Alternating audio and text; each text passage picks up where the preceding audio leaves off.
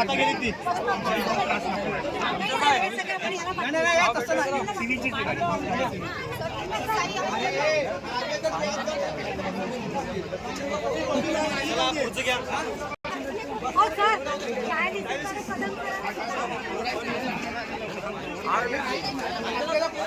Sir आम्ही कोणीतरी पाणी होय त्यांना नाही बोलताय मी म्हणून त्यांच्याकडे थांबले.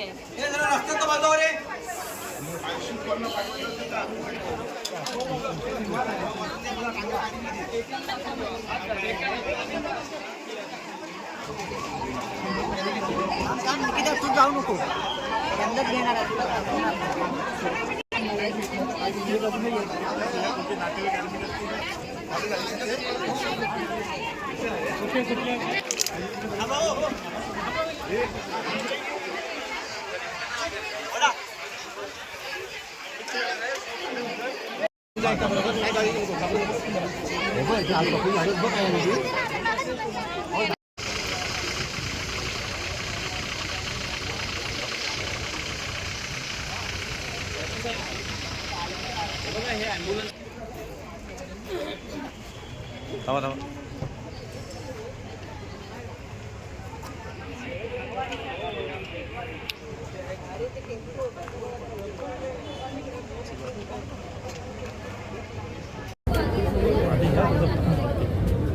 पेशंटच्या सर्व नातेवाईकांनी कृपया घाबरून जाऊ नका.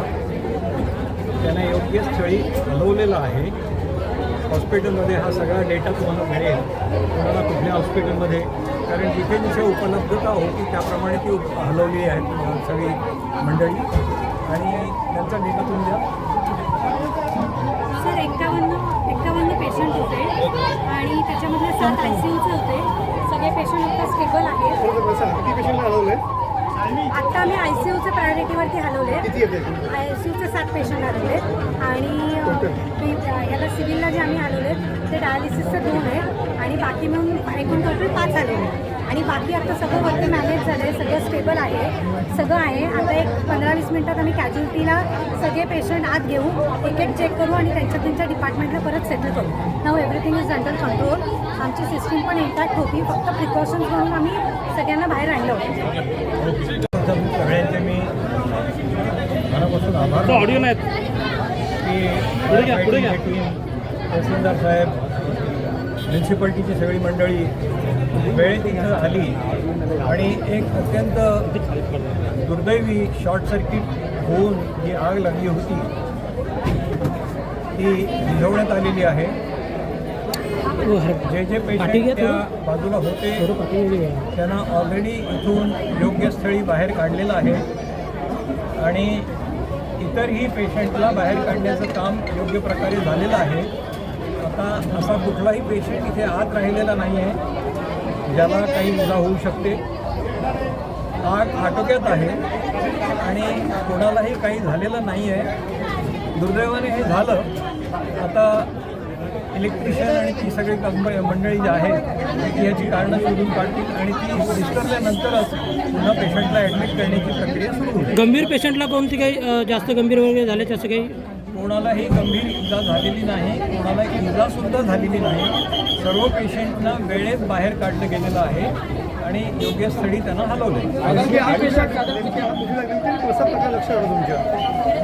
हो पाठी घ्या की थोडं कंटिन्युअस.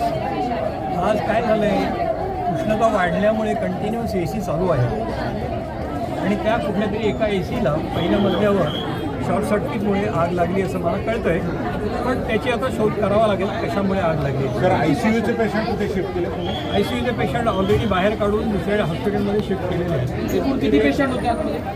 एकूण किती पेशंट शिफ्ट केलं? एकूण किती पेशंट शिफ्ट केलं? किती पेशंट होते एकूण किती पेशंट शिफ्ट केलं? मॅडमला बोला जरा. हो डेटा देत आहे.